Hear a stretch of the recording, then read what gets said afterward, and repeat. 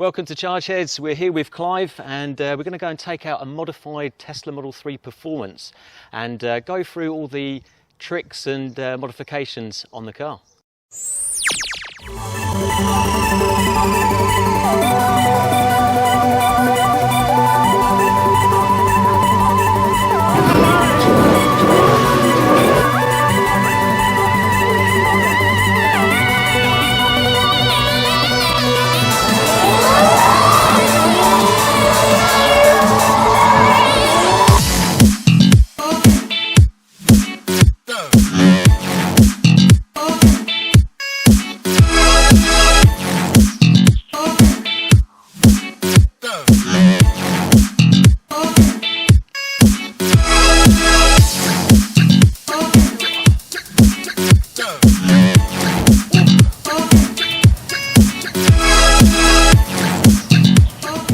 Clive, if you could give us a list of the modifications you've done on this car.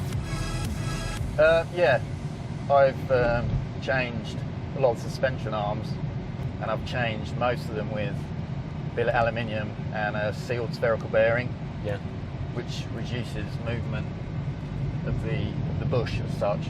So I've changed the upper wishbone on the front, which has also got shim adjustment, so you can easily change the camber on the front easily and quickly. The lower wishbone inner bush, rubber bush, I've changed to a big spherical bearing, sealed spherical bearing. So that's the front, and on the rear I've changed four arms either side. Yeah. The same design, the billet alley with spherical bearings, sealed spherical bearings on the inner joint. Now a lot of that obviously you wouldn't notice until perhaps driving it a little bit more spiritedly. Yeah. Snap. And but one thing I noticed straight away is that you've changed the wheels. Can you take us through what you've done there? Yeah, standard the Performance has 20-inch wheels, and Michelin Polysport 4S's 235/30/20s. Right. But for a daily driver, I want a nice compromise for a daily driver. I want the car to be comfortable, Yeah. and when if I drive it on the limit or take it on track, I want to have really good control and good chassis control. So for a daily driver, I changed the wheels to 18-inch forged, which are much lighter. So I'm going to do the weight test. Okay, I'm not that strong, but that 20 is heavy. So that's the standard 20-inch Performance wheel. Here's the 18. I mean, wow. That is literally night and day. Yeah, and I bet it makes a hell of a difference on the road, but we'll find that out in a minute. Which lowers unsprung weight and gives you better suspension performance. Yeah. And the tyres are a 45 profile Tesla specific tyre instead of the 20-inch 35 profile tyres. So you get a bit more compliance in the sidewall and a bit better ride for for our UK roads. Goodness me, yeah. I mean, UK roads, they're not getting any better, are they? No, they're not great. And the better drives are always the country roads, which again are a bit neglected by any driving agency or the road engineers, whichever the organisation is. They need to kick up the backside, that's for sure.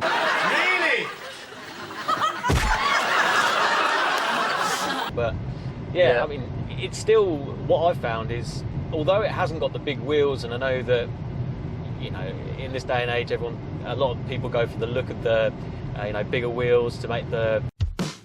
I've been building cars for a while, but this one is really over the top.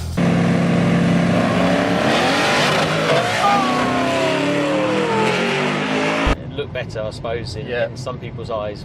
But like myself and like you, I prefer something that's a little bit higher profile, so you have got that comfort.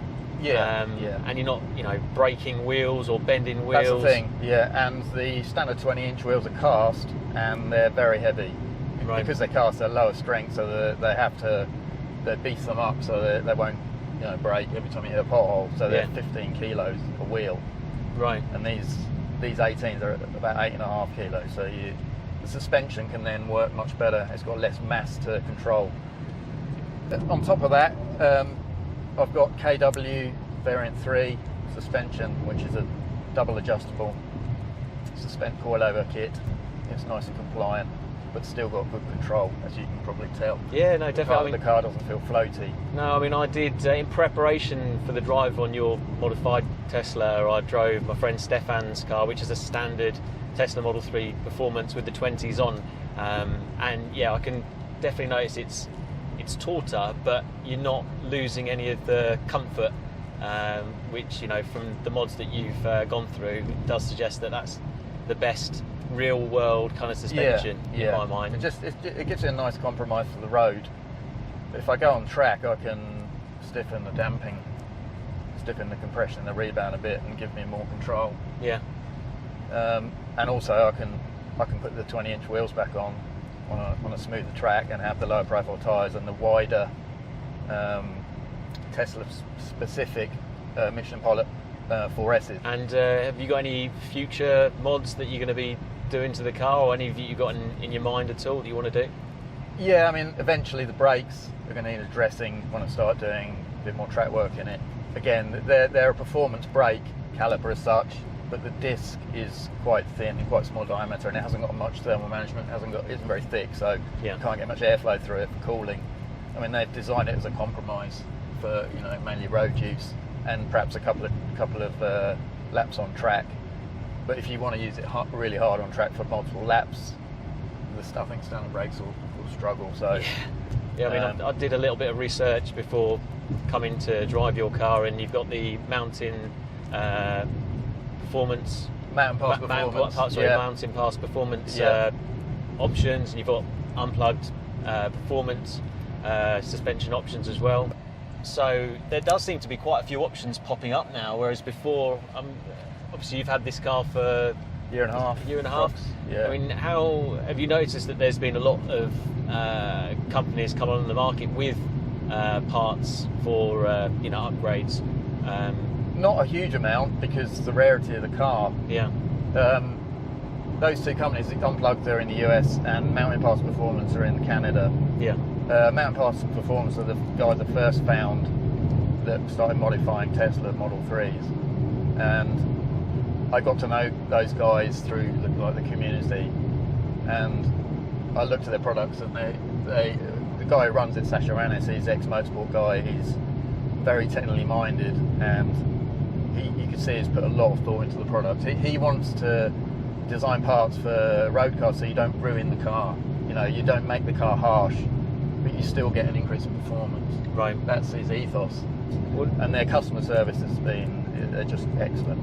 Absolutely second to none. Well, they've got not only the Model 3 Performance car that they use for product development called The Future. Yeah, that's a standard range rear wheel drive. Oh, is it? Yeah, that's a standard range rear wheel drive. The first one they bought. They've just bought a Performance, and they've also bought a Model Y Performance to develop the suspension kits for that as well. Yeah, and they've got a EV converted Lotus Evora. Is that right? Yeah, I think it's an Evora, called Blue Lightning. That's I first saw Sasha on a YouTube channel. When he was modifying and building that car, and I thought, wow, this guy's probably switched on. Yeah, no, you sent me the link of the Nissan 370Z hybrid, which is it running over 800 brake horsepower? Yeah, got Kells. Yeah, it's incredible, that kit. Yeah, it's incredible. He uses a Formula E motor. Wow. In the race car, and his own electronics and mechanicals to link it and to convert into a hybrid. So the motor's bolted directly on the back of the engine. Yeah. Combustion engine. Yeah. I mean, I'd love to take this on track and compare it with a standard one. Obviously, we haven't got that today, but like I said before, I can definitely. Back would be good. Oh yeah. I mean, you said you've been kind enough to say that you're going to swap back to the original wheels and show us the suspension, so we can see it for ourselves underneath the car when we get back, and that would be great. But yeah, no, it feels amazing. It definitely feels slightly different to the one that I drove this week, which was completely standard. And the look of it, I mean, even though it hasn't got the big wheels, but it's got the upgraded wheels and the slightly lower suspension and the unplugged performance lift, it certainly looks striking. It looks, definitely my cup of tea. So what we'll do now is we'll go back to yours, Clive, and if we can change over the wheels, and you can show us underneath the car and show us what you've done. Okay, sounds Super. good. Right, let's go. Yeah.